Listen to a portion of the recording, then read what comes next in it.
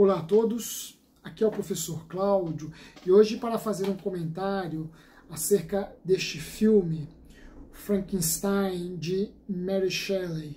Eu vou dedicar alguns minutos para juntos pensarmos algumas ideias que são propostas aqui neste filme, alguns temas que o filme aborda e fazer uma leitura não só da obra, aliás, uma leitura das ideias da obra, porque como eu já deixei claro aqui em outras ocasiões, neste espaço, nós, volta e meia, recorremos a algum filme, mas para pensá-lo, para refleti-lo a partir das ideias que são veiculadas neste filme, a partir dos argumentos, das teses, das proposições. Neste filme há teses bastante interessantes, bastante curiosas e nós as veremos. Mas antes eu quero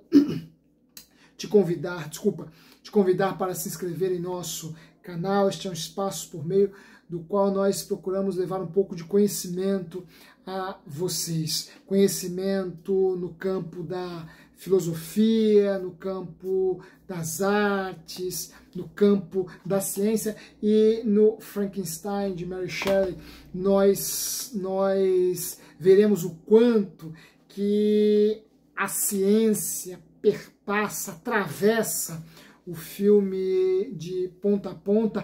Esta será a grande área do conhecimento problematizada aqui neste filme. Enfim, por meio deste espaço, nós te levamos um pouco, te apresentamos, te mostramos um pouco do conhecimento que temos acumulado ao longo de tantos anos de estudo. Portanto, nos ajude se inscrevendo em nosso espaço, compartilhando com outras pessoas. Não se esqueça de deixar o seu like, o seu joia aí, claro, se gostar dessas reflexões, dessas lições. Teça os seus comentários também, fique à vontade para fazer comentários e sugestões. Tudo isso nos ajuda muito. Portanto, nos ajude, nos apoie na divulgação deste espaço.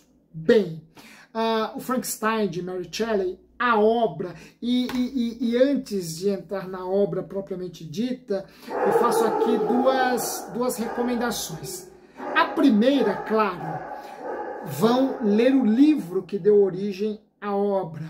Leiam o Frankenstein, que foi escrito pela grande literata inglesa Mary Shelley em 1818, na Suíça. Leiam o livro é uma narrativa epistolar, por assim dizer, e quando você lê o livro e cotejá-lo com o filme, você vai ver, vai notar, vai perceber muitas diferenças, né? A obra cinematográfica, quase sempre, quando inspirada numa obra literária, ela acaba se tornando meio que uma leitura livre, né? Uma interpretação livre da obra literária, né? O Kenneth Branagh, que é o diretor deste filme, e que vai ser o protagonista, vai interpretar, vai incorporar, vai dar vida à personagem central do filme, Victor Frankenstein, fez aqui neste filme uma interpretação livre, uma leitura livre da obra literária que foi escrita em 1818 pela Mary Shelley, e se valendo de muitas licenças poéticas, né?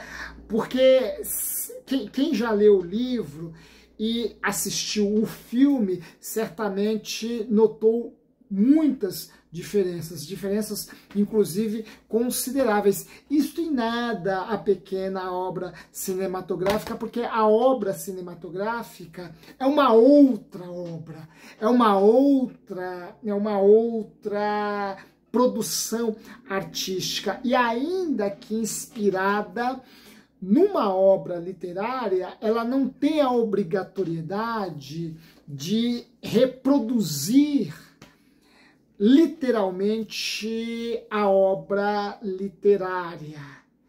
Até porque, quando uma obra como esta faz uma readaptação de um texto literário, o que nós vemos aqui é um artista relendo, reinterpretando um outro artista e se permitindo ao direito de fazer uso de suas licenças poéticas e representar uma obra literária a partir da linguagem cinematográfica, não como a obra literária exatamente é, mas como ela poderia ter sido, como ela poderia a partir, recorrendo a algumas criações do próprio artista cinematográfico, deixando subentendido que a obra literária é uma obra acabada, porque já escrita, mas que permite a um outro, neste caso um artista, a recriá-la a partir de sua própria imaginação, a partir de sua própria leitura, né? O que nós chamamos de licença poética. Então, eu recomendo que primeiramente vocês leiam o livro da Mary Shelley, o Frankenstein, depois assistam o filme, quem já não assistiu, e se por acaso você não assistiu o filme, eu te aconselho a assistir, até porque eu posso incorrer no risco de passar alguns spoilers que certamente vão tirar um pouco da tua expectativa acerca do filme. Eu procuro evitar isso, mas às vezes escapa. E o ideal é que quem se propõe a acompanhar as ideias que eu aqui passo, não apenas do Frankenstein, da Mary Shelley, mas de tantos outros filmes que eu já abordei aqui no canal e outros tantos que pretendo abordar, assistam primeiro o filme, tenham um primeiro contato com a obra cinematográfica para depois se inteirar acerca das análises, para depois ir para as análises, né? Tais qual esta que eu farei aqui neste nosso vídeo. O filme, portanto, é inspirado nesta obra cinematográfica que foi escrita pela Mary Shelley em 1818, quando ela estava de férias com um poeta que seria seu esposo e na presença ainda do grande Lord Byron, né, numa casa, numa mansão lá na Suíça. E isso é interessante porque a Mary Shelley vai ambientar o drama, vai ambientar o enredo desta sua narrativa na Suíça, mais precisamente em Genebra. A personagem central do filme, que não é o monstro, né? Depois algumas readaptações, algumas releituras da obra da Mary Shelley acabaram transferindo para o monstro o sobrenome, que é o sobrenome do médico que criou o monstro, de tal modo que hoje, quando nós falamos Frankenstein, intuitivamente nos vem à mente a figura do monstro, mas o monstro sequer nome tinha, o monstro era um monstro. Frankenstein é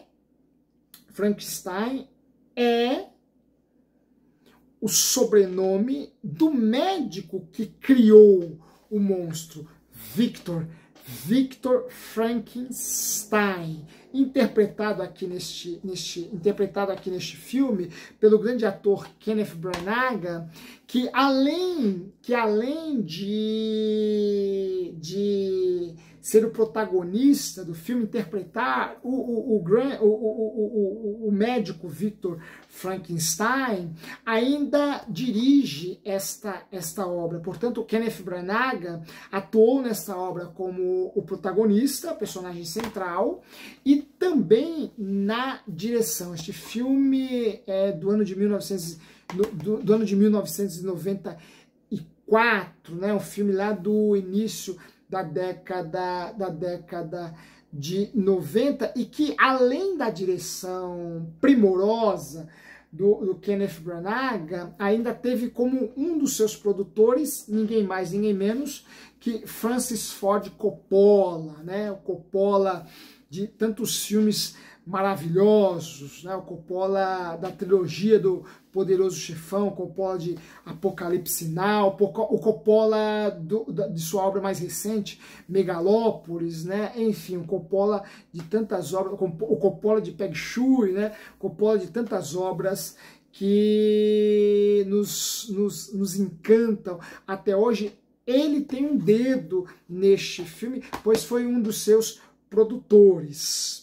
Ora, o enredo da obra se inicia no ano de 1794, quando uma embarcação que se dirigia para o Polo Norte, portanto para o outro extremo do mundo, se depara com uma personagem extremamente enigmática, né? Se depara com uma personagem bastante sombria, uma personagem, ora, como imaginar encontrar alguém lá no Polo Norte, no outro extremo do mundo, e é isto que acontece.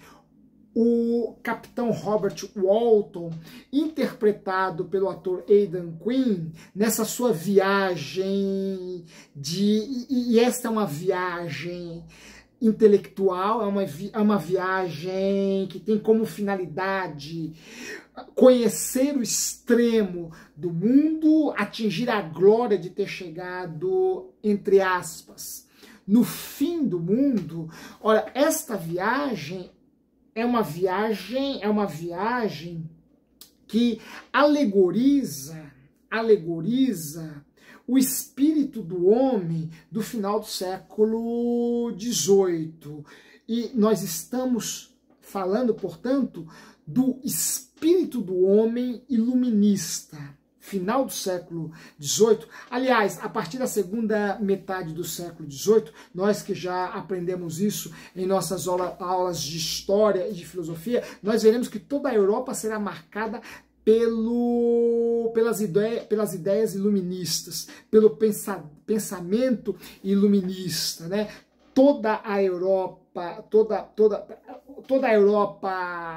a Europa Central será extremamente influenciada por pensadores como Voltaire, Diderot, D'Alembert,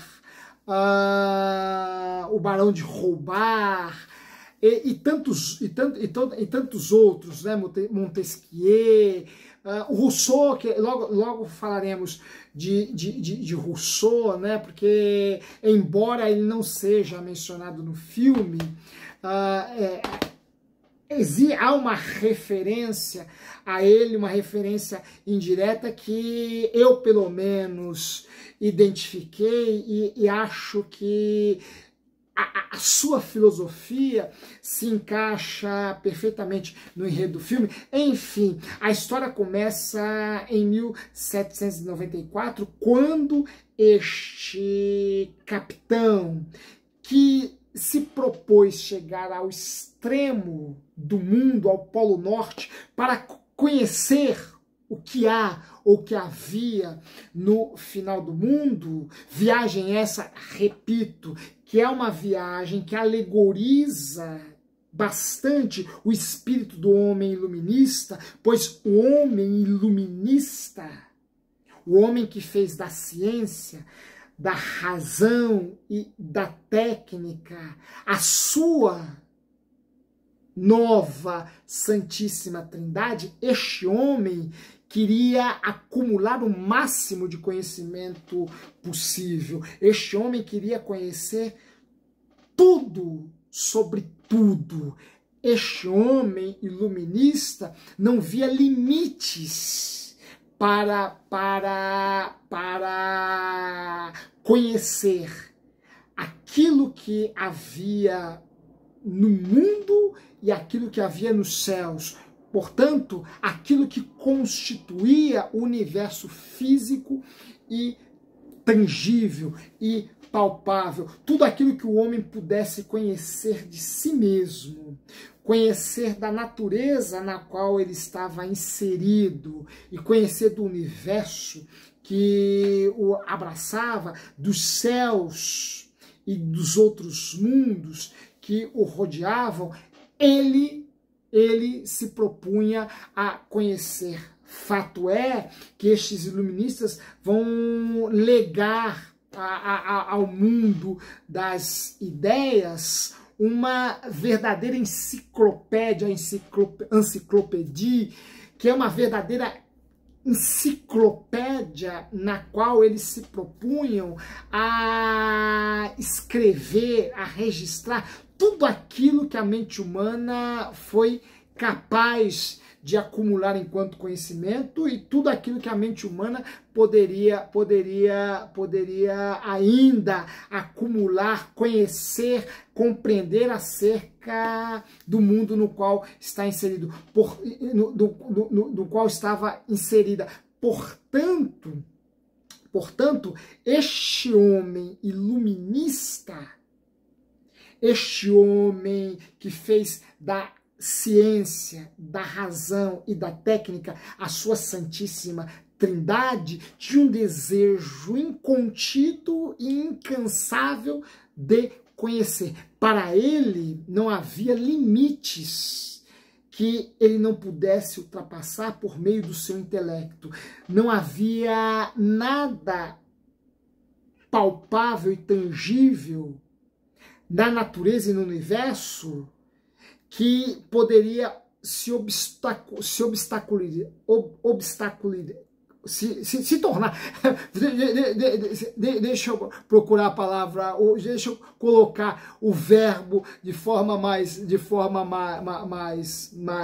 clara. Não havia nada que pudesse servir como obstáculo a este seu desejo incansável de conhecer, de compreender. E o desfecho do filme, é interessante que o desfecho do filme vai acabar chamando este homem para a reflexão, porque o desfecho do filme termina com o filme termina com a leitura feita pelo capitão Robert Walton de um texto do Eclesiastes, um texto bíblico, né? Um texto que está lá no Antigo Testamento, um texto e mais especificamente alguns versos que são justamente uma proposta de reflexão acerca desse desejo humano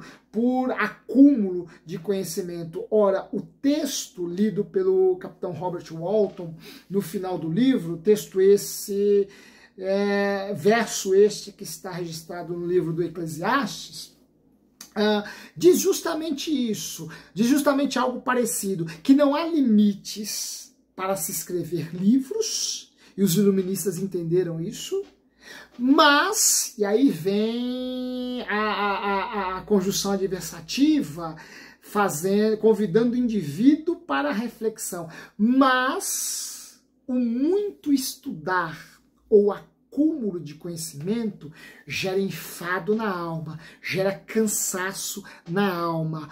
Ora, o filme termina com a citação de um verso bíblico que é justamente um convite para a reflexão deste homem iluminista, este que, alegorizado pela figura do capitão Robert Walton, e esta sua embarcação do saber, e esta sua viagem do conhecimento, alegorizam. Portanto, o filme termina com um convite à reflexão por esta busca incansável pelo conhecimento. Bem, esta personagem enigmática, que será logo introduzida na embarcação do capitão Robert Walton, é a personagem que vai expor ao capitão Robert Walton o caminho que o trouxe àquela situação. E para isso, o filme entra num processo de digressão. É uma narrativa digressiva. Por quê? Porque a narrativa vai recuar.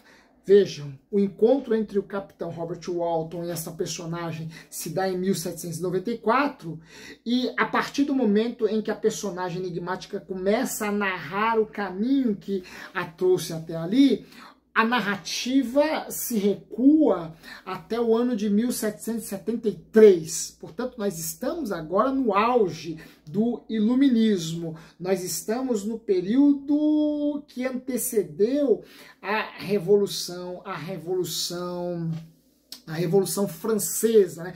Revolução Francesa, que vai acontecer mais de 10 anos depois, né? Em 1789, né?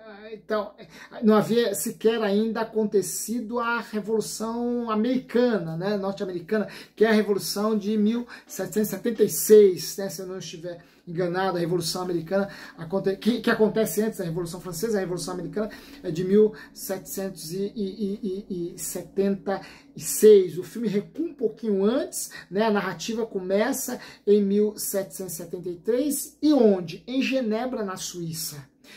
O filme se passa em Genebra, na Suíça, e o local, o ambiente, não é gratuito. O ambiente não está ali, não ocupa a narrativa sem nenhum sentido. Pelo contrário, existe um sentido no espaço. Aliás, o espaço na obra literária e o espaço na obra cinematográfica é bastante importante, né? O espaço aqui tem um sentido. Ora, Genebra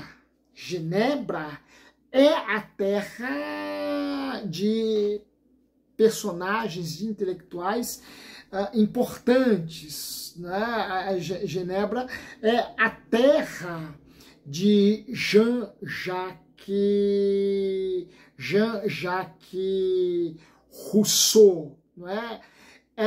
E embora o filme não cite nominalmente Jean-Jacques Rousseau, o fato da obra se iniciar em Genebra já nos reporta a figura de Rousseau. Por quê? Porque nós estamos, repito, no auge do Iluminismo.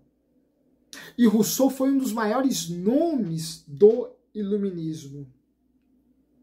Ora, mais ainda, a obra foi escrita por uma literata que viveu o período do romantismo. Shelley escreveu o Frankenstein em 1818, que a Shelley vai escrever o Frankenstein. Portanto, já no período chamado de romantismo. E os românticos, nós sabemos, foram bastante críticos do iluminismo.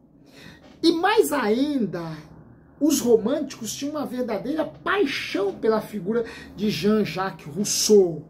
Os românticos tinham uma verdadeira fascinação pela figura do filósofo Jean-Jacques Rousseau, que começa a sua vida intelectual bastante alinhado aos ideais iluministas, mas que com o passar do tempo vai se desencantando daquele racionalismo iluminista e propondo uma filosofia que vai servir quase que como um preâmbulo ou um fundamento filosófico, teórico, àquilo que depois será chamado de o romantismo. Tanto é que muita gente séria vê em Rousseau o grande pai do romantismo, o pai intelectual do romantismo, o pai filosófico do romantismo, pois muitas de suas ideias servirão de inspiração à produção estética, à produção literária, pictórica do romantismo, né? Cito uma, a imagem do bom selvagem, a imagem do homem puro em seu estado original, em seu estado de natureza. Ora, essa imagem é uma imagem que povoou as ideias, o imaginário, por assim dizer, dos autores românticos, né? Por exemplo, povoou o imaginário dos nossos indianistas românticos do século XIX, né? Em nosso país, né? Povoou o imaginário de um José de Alencar, por exemplo, né? Então, o Rousseau vai servir a este imaginário romântico por meio de suas ideias, sobretudo essa imagem do homem em seu estado de natureza, que seria um indivíduo puro, né? Aquilo que os românticos depois vão chamar de bom selvagem, embora o bom selvagem não é uma imagem criada por Rousseau, né? Antes de Rousseau, essa imagem do bom selvagem já havia sido criada por um dramaturgo cujo nome me foge à mente agora. São tantos nomes, né? Tanta gente que de volta e meia alguns nomes nos escapam, né? Mas essa imagem do bom selvagem é uma imagem que não aparece, nominalmente ela não aparece na obra de Rousseau. Rousseau não faz em sua obra, não usa a expressão bom selvagem. Essa expressão, repito, essa expressão nasce numa peça teatral que foi escrita antes de Rousseau. O que Rousseau vai falar é do homem em seu estado de natureza, em seu estado originário, que seria um ser puro, né, que seria um ser perfeito que vai ser corrompido pela sociedade. Ora, este homem puro, em seu estado de natureza puro, este homem vai ser associado ao bom selvagem pelos românticos. Então, a figura de Rousseau vai imbricar, vai convergir nesta imagem do bom selvagem, de tal modo a passar a gerar sobre os mais desinformados a impressão de que foi Rousseau quem forjou o conceito do bom selvagem, né? E forjou o conceito no sentido de cunhar, inclusive, a expressão, essa locução, que não aparece em Rousseau. Mas vejam que interessante, Rousseau vai conceber o homem em seu estado de natureza como sendo o ideal de perfeição humana, né? Ideal não para o qual a humanidade deve caminhar, porque é impossível que a humanidade, essa humanidade que testemunhou, né, o advento desse cientificismo, desse tecnicismo, desse racionalismo, é impossível que esta sociedade agora civilizada regrida ao seu estado originário, que era o estado de natureza. Entretanto, esta imagem do bom selvagem, por assim dizer, serve como parâmetro para se pensar, inclusive, o nosso conceito de civilidade, né? de civilismo. Agora, vejam que interessante, o quanto que a figura de Rousseau adquire sentido no filme e na obra também, claro. Se Rousseau havia concebido a ideia de que o homem em seu estado mais puro, o homem em seu estado ideal, o homem em seu estado original, saiu puro das mãos de Deus, e é justamente este indivíduo pré-sociedade científica, sociedade da ciência, pré-sociedade da razão, pré-sociedade civilizada, pré-sociedade tecnicista, uma borboletinha, sociedade tecnicista. Se Rousseau engendrou esta imagem, o monstro do Frankenstein é justamente o antípoda desta imagem rousseauiana. Por quê? Porque aqui nós vamos nos deparar com o que esta sociedade, dominada pelo cientificismo, dominada pelo tecnicismo, dominada pelo racionalismo, é capaz de criar. Então, a figura de Rousseau aqui é extremamente pertinente. Por quê? Porque a concepção de homem perfeito em Rousseau, que, repito, foi criado por Deus, saiu das mãos de Deus e vive num estado de natureza, portanto, num estado que nós diríamos hoje extremamente primitivo, se contrapõe frontalmente ao modelo de homem que vai ser construído pela sociedade cientificista do século XVIII. Então, a Genebra, terra de Rousseau, é uma referência, é um ambiente bastante sugestivo para entendermos o argumento da obra. Ora, este homem que fez da ciência o seu grande ídolo, fez da ciência, fez da técnica, fez da razão a sua santíssima trindade. Este homem agora se sente capaz de assumir o lugar de Deus e recriar o homem. Recriar o homem a partir dessa sua concepção cientificista, racionalista e tecnicista. Portanto, este homem se sente capaz de assumir o lugar de Deus. Por quê? Porque uma vez tendo ele um domínio absurdo, um domínio incontrolável, um domínio desmedido sobre a ciência, a razão e a técnica, ele já não precisa mais de um criador transcendental, de um criador divino.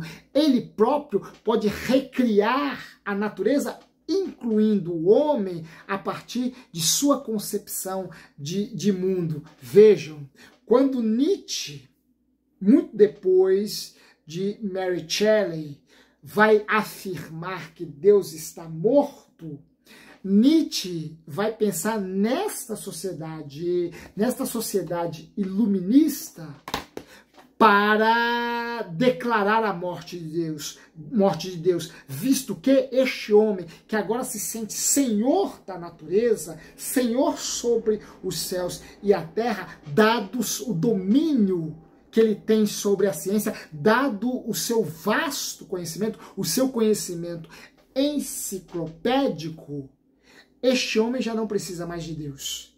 Este homem já não depende mais de Deus inclusive para recriar as coisas. Ele precisa tão somente entender do que é feita a vida, do que é feito o homem, para recriar o homem. E aí nós entramos no conceito extremamente materialista que o médico, o jovem médico Victor Frankenstein vai adotar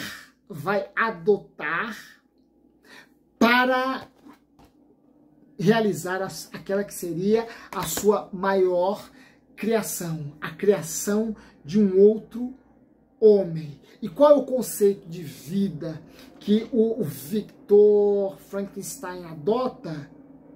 É um conceito de vida extremamente materialista. Para Victor Frankenstein, o homem não passa de matéria movida por energia. Então, não há nada no homem que seja espiritual. Não existe no homem uma quintessência. Não existe no homem um elemento etéreo, espiritual. O homem é apenas matéria movida por energia. Não há no homem uma substância metafísica, como pensavam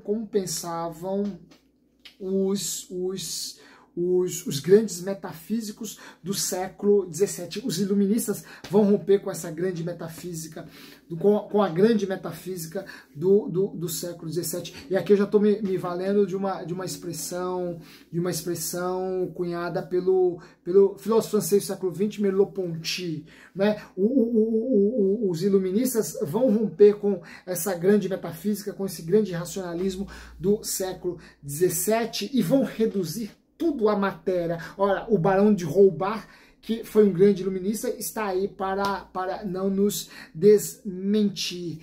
Victor Frankenstein, que é forjado nesse ambiente iluminista, conceitua a vida como nada mais, nada menos do que matéria movida a energia. Conceito este que já estava na ciência chinesa, né? O filme faz uma referência bastante curiosa a este conceito de vida chinês que é evocado aqui, porque os chineses pensavam o corpo como um amontoado químico, portanto matéria, movido por energia, mais matéria em movimento. É este o conceito de vida que o Victor Frankenstein vai adotar. Portanto, se eu já sei do que é constituída a vida, se eu tenho os elementos materiais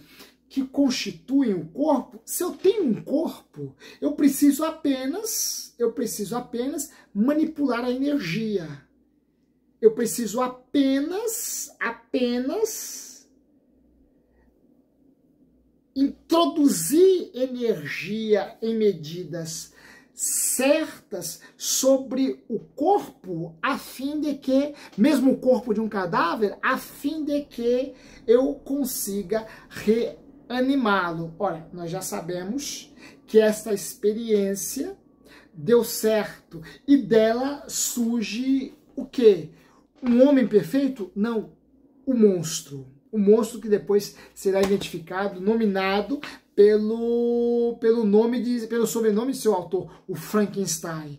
Ora, o resultado desse conceito de vida adotado pelo Victor Frankenstein e este processo de manipulação da energia agindo sobre a matéria, ainda que inerte, ainda que a matéria de um corpo morto, é capaz de trazer este corpo inerte novamente à vida. A ideia da morte, vejam, é uma ideia que incomoda muito a figura do Victor Frankenstein. É uma ideia que assombra, é uma ideia que que o angustia, não porque teme a morte, não por isso, mas porque ele julga que a morte é uma contingência na natureza. Olha, a morte não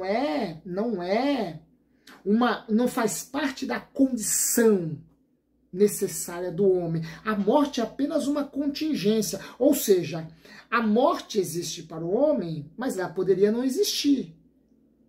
Portanto, é possível que o homem se torne imortal. Ou seja, o ideal do Victor Frankenstein é elevar o homem à condição de Deus. Por quê? Porque a morte não faz parte da condição humana. A morte é apenas uma contingência.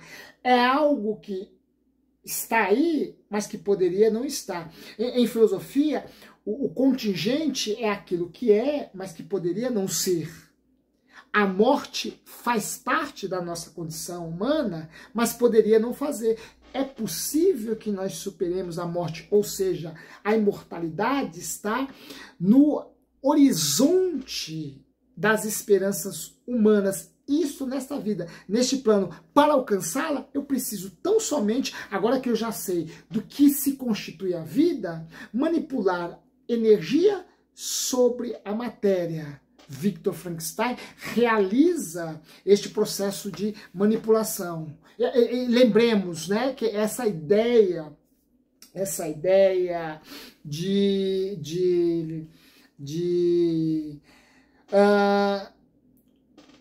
conhecer as leis que regem a natureza para dominá-las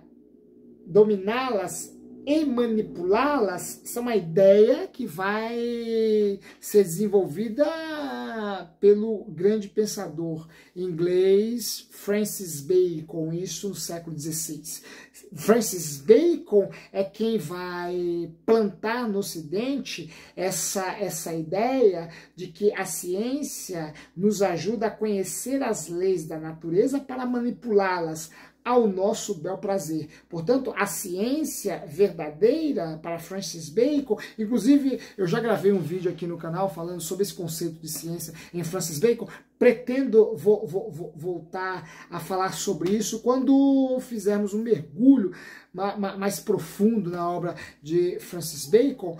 É Francis Bacon quem vai engendrar na modernidade a ideia de uma ciência ativa, se contrapondo àquela concepção de ciência contemplativa, que era uma concepção de ciência aristotélica, escolástica, né? O Bacon vai engendrar essa ideia de que a ciência deve ser um instrumento ativo nas mãos do homem. De que forma? De que forma que não basta o homem. É pouco demais apenas se valer da ciência para compreender as leis que regem a natureza. O homem precisa se valer da ciência para manipular para o seu próprio bel prazer, para o seu próprio conforto, as leis que regem a natureza. É o que Bacon vai definir como ciência ativa. Na esteira dessa tradição filosófico-científica, nós encontramos Victor Frankenstein, que, conhecendo agora as leis que regem a vida, as leis naturais que regem a vida, ele se propõe a manipulá-las para recriar a vida. Entretanto, a vida que ele recria é uma vida monstruosa. É uma vida sem alma. E, portanto, uma vida que não tem paixão, não tem empatia, não tem dó, não tem pena. É uma vida sem alma, uma vida desalmada, uma vida desumana. Agora, o médico Victor Frankenstein está fadado a se unir quase que simbioticamente à sua criação. Ele passa a ser definido, a sua identidade agora passa a estar colada colada à identidade da sua criação, que não tem nome, né, que não tem alma, já falamos sobre isso, né?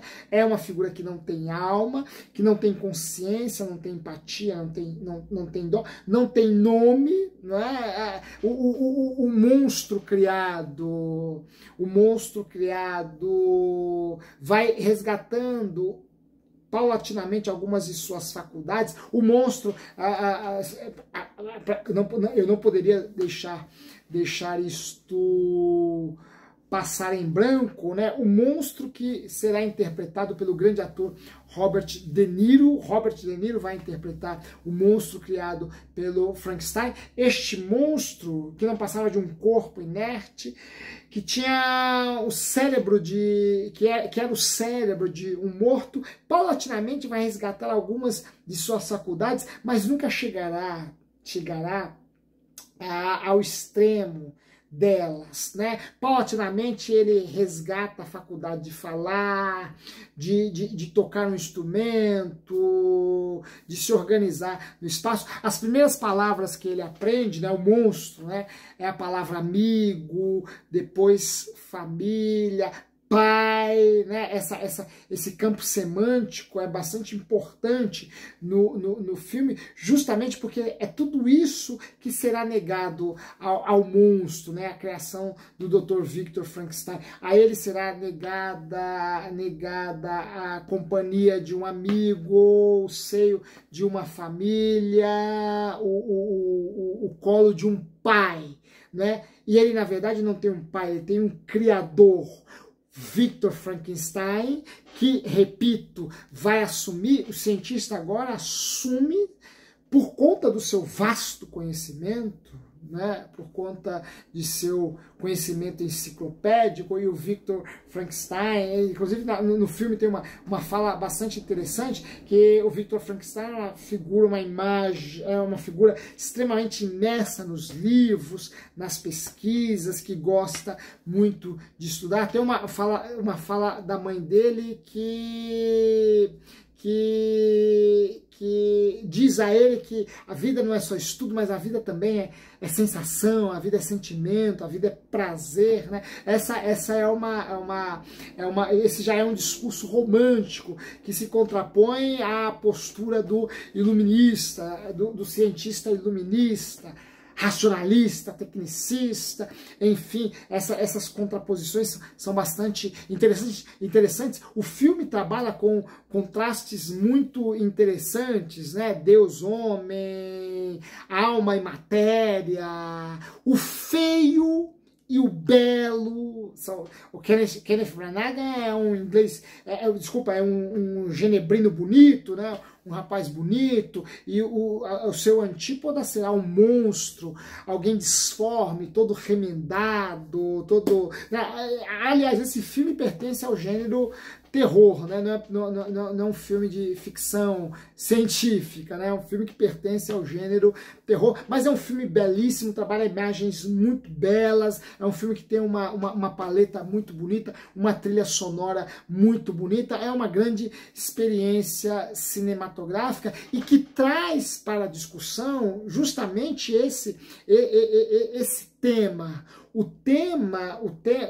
que é um tema extremamente ético, né? A grande tese, e esse é um filme de tese, o grande argumento que será, a grande proposição do filme, o grande argumento que será proposto neste filme é este. Ora, existem limites para o fazer científico? A ciência deve se balizar por determinados princípios morais e éticos. Esta é a grande tese que vai ser a grande proposição do filme. É em torno desta ideia que o filme vai se desdobrar, né? E o interessante é que quem vai escrever praticamente a certidão de nascimento do iluminista Não vai ser um filósofo francês, vai ser um filósofo prussiano, né? Lá da cidade de Königsberg, chamado Immanuel Kant, que vocês provavelmente já conhecem. Ora, Kant, no seu Aufklärung, né, no seu O que é o esclarecimento, Kant vai criar a certidão de nascimento do homem iluminista. Em seu opúsculo, O que é o esclarecimento, Kant define a identidade do homem iluminista. Entretanto, o pensamento ético kantiano propõe já alguns limites a este iluminismo por ele criado, a este iluminismo cuja certidão de identidade saiu foi registrada no cartório das ideias dele e Immanuel Kant. Immanuel Kant vai propor uma concepção de ciência que a limita a determinados princípios éticos. Ora, a ciência para Kant não é um fim, mas é um meio para o benefício do homem. Portanto, a ciência tem limites, pois ela não é absolutizada. O que o Victor Frankenstein vai fazer é absolutizar a ciência, é pensar a ciência desprovida de quaisquer limitações morais, limitações éticas, contrariando a chamada ética ontológica kantiana, que pensa a ciência a partir de certas limitações morais, de certas limitações éticas. Aliás, a própria máxima que está na entrada da faculdade de medicina, onde Victor Frankenstein foi estudar, em Ingolstadt, a própria máxima da faculdade já coloca alguns limites éticos acerca do fazer científico, pois no portal, no frontão da entrada da faculdade de medicina, onde o Victor Frankenstein vai estudar, nós podemos ler lá a seguinte máxima: a ciência só tem poder através de Deus. A ciência só tem poder através de Deus. Portanto, Deus é um limite. Deus e tudo aquilo que ele inspira nos homens por meio de valores, por meio da moral, por meio da ética. Ora, Deus é o limite da ciência. Portanto, há limites no fazer científico. E esses limites, o iluminista Victor Frankenstein vai romper, vai quebrar. Ele vai ir além das leis da natureza e que foram criadas por Deus. Assim, ele se propõe ser ou assumir o lugar de Deus. E isso fica claro no filme por meio de uma imagem na qual o dedo dele, do Victor Frankenstein, toca no dedo, acho que do irmão dele, ou da Elizabeth, que seria a noiva dele, não me recordo bem ao certo, né? Da Elizabeth, que mais tarde vai se tornar sua noiva, né? A personagem essa interpretada pela atriz Helena Bonham Carter, né? Aquela mesma que trabalhou naquele filme esse diretor bastante exótico, né, por assim dizer, bastante excêntrico, o Tim Burton, né? Tim Burton fez um filme chamado Sweeney Todd, né, o Barbeiro de Sevilha, e a Ellen é uma atriz aí que o Tim Burton gosta de ver atuando em seus filmes, né? Ela já fez inclusive outros filmes com do Tim Burton, se eu não estiver enganado, né? Mas ela trabalhou no Sweeney Todd, o Barbeiro de Sevilha, e trabalhou numa pancada de outros filmes, né? Inclusive é ela que está no cartaz aqui do meu DVD. Tem um DVD, isso faz parte da minha coleção, né? Inclusive eu já trabalhei esse filme em sala de aula, né? Já trabalhei em outros contextos também, né? Em outros cursos, né? Faz parte da minha coleção de DVDs. Um dia desse aí eu apresento a minha singela coleção de DVDs, né? Mas enfim, é ela, a Helena Bonham Carter, que está aqui no cartaz do filme e que vai interpretar Elizabeth, né? Numa das cenas do filme você percebe claramente uma referência ao episódio da criação pintado pelo Michelangelo na Capela da Sistina, né? Em que Deus toca o dedo de Adão, aquela imagem que todos vocês já conhecem, né? Essa imagem vai ser evocada no filme. E quem vai ser Deus? Deus vai ser Victor Frankenstein. E o Novo Adão? O Novo Adão vai ser o monstro. O Novo Adão vai ser o monstro. O Novo Adão não vai ser o bom selvagem que os russonianos conceberam. O Novo Adão não vai ser um ideal de homem perfeito. O Novo Adão vai ser um monstro, né? O Novo Adão vai ser essa personagem lúgubre, essa personagem monstruosa, que será agora um destino trágico sobre a vida do Victor Frankenstein, né? O filme, essa longa narrativa traz toda essa história, né? E por ser uma narrativa de digressão, é claro que nós já sabemos como é o movimento, é uma narrativa digressiva. Então uma personagem conta uma história que faz um recuo no tempo para terminar onde o narrador iniciou a sua narrativa, né? E o filme vai terminar no barco do capitão Robert Walton. E este barco serve como alegoria desta viagem que o homem iluminista está fazendo para os extremos da natureza, para os extremos do mundo, para os extremos de todas as possibilidades. Esta embarcação que alegoriza esta viagem aos extremos, empreendida pelo homem iluminista, vai acabar se tornando numa espécie de viagem de Jonas, ou navio de Jonas, o profeta bíblico, né? Por quê? Porque esta embarcação que vai para o Polo Norte vai sofrer grandes intempéries provocadas pela natureza, a ponto de quase ir a pique e receber em seu interior uma figura que foi praticamente amaldiçoada por Deus, uma figura que praticamente foi execrada por Deus, uma figura maldita.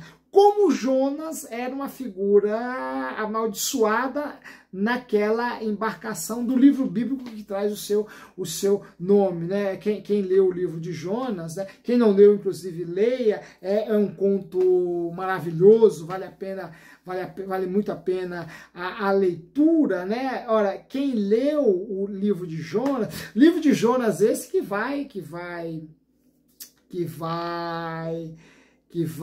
servir de inspiração a um inglês desse período, né, dessa época, né, que é o Herman Melville, por meio do seu Moby Dick, né? O livro de Jonas foi uma das inspirações do Herman Melville compor. Inclusive, qualquer dia desse a gente vai falar um pouco sobre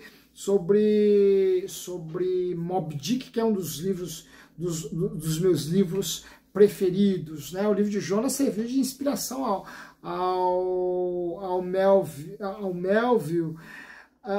quando escreveu o seu Herman Melville, né? Quando escreveu o seu Moby Dick, né? E o livro de Jonas aparece que é evocado, não nominalmente, claro, mas tacitamente é evocado aqui no episódio da embarcação do capitão Robert Walton, porque é uma embarcação que parece também carregar sobre si uma maldição divina, como aquela embarcação de Jonas, né, que só encontrou refrigério, águas tranquilas depois que os marinheiros jogaram para fora, jogaram no mar a figura de Jonas, que agora era um fugitivo de Deus, era um perseguido por Deus, né? Enfim, né? O filme faz muitas outras referências, tem essa referência de Michelangelo, Jonas, tem a referência do livro do Eclesiastes, né? Tem essas referências a Rousseau, ao iluminismo, e o filme ainda faz umas brincadeiras, né? O nome de figuras importantes da ciência, como Paracelso, são mencionadas ao longo do filme, né? Tem uma cena em que Schiller, o grande poeta Schiller, alemão, também figura de proa na literatura romântica alemã, europeia. Schiller esbarra em Victor Frankenstein, lá em Ingolstadt, né, onde Victor Frankenstein foi estudar. Enfim, é um filme maravilhoso, eu particularmente gosto muito, recomendo a vocês. Quem não assistiu, assista. O filme trabalha essa grande tese, essa grande problemática, essa é a grande proposição, um grande argumento. Existem limites para o fazer científico. A Mary Shelley vai trabalhar com a tese, o filme trabalha com a tese de que existem, porque a ciência, quando ela se torna um fim, ela é capaz de provocar exageros que, consequentemente, afetarão o ser humano, afetarão o indivíduo. Portanto, a tese defendida pela Mary Shelley é que os exageros da ciência incidirão em fatalidades sobre o homem, sobre a humanidade. Nesse aspecto, a Mary Shelley foi quase que uma profetisa, né? Havia muito essa coisa do profetismo nos escritores românticos, né? O poeta era, de alguma forma, um profeta, né? E a Mary Shelley não testemunhou os exageros, as consequências do uso desmedido da ciência no século XX. Ela não viu o que a ciência fez nos campos de concentração. A ciência não, né? Aqui é bom fazermos um parênteses, porque a crítica não recai na ciência, a crítica recai sobre o homem que faz um uso inconsequente e moral, na tese da Mary Shelley, da ciência, né? Então a crítica não recai sobre a ciência, a crítica recai sobre o homem e o uso que ele faz sobre a ciência, sobre o homem e o uso que ele faz da ciência, né? Mary Shelley não testificou, não testemunhou o que os médicos nazistas fizeram nos campos de concentração, né? A Mary Shelley não testemunhou o que o projeto Manhattan acabou fazendo em Hiroshima e Nagasaki, e os exemplos aqui, nós poderíamos passar aqui horas falando de todos os exemplos acerca do uso exagerado da ciência e as consequências que este uso traz. Portanto, este é o argumento da Mary Shelley, portanto, um argumento que nos chama muito à reflexão. Nós que vivemos em contextos de avanço cada vez mais a passos largos de inteligência artificial, de robótica, de exploração espacial, de corridas armamentistas, né, de uso de drone como espécie de arma branca, né? Enfim, nós que somos testemunhas de um avanço científico nunca antes testemunhado, e também sabemos dos riscos que isso pode causar à humanidade. Isso torna este filme extremamente atual, isso torna a Mary Shelley extremamente atual, e fica aqui a sugestão deste professor. Leiam a obra da Mary Shelley, assistam o filme, se é que não assistiram ainda, se é que não leram a obra, e se leram, releiam-na, e se assistiram o filme, assistam-no novamente. São experiências que nos enriquecem bastante. Eu fico por aqui, me dispenso agora de vocês. Espero que tenham gostado dessas nossas reflexões, né? E se gostaram, não se esqueçam de deixar o joinha, de fazer o comentário. Se você assistiu o filme, faça aqui os seus comentários, diga para mim quais foram as suas impressões sobre o filme, se gostou ou não gostou, se alguma tese aí também te chamou a atenção no filme, se alguma ideia te chamou a atenção, enfim, né?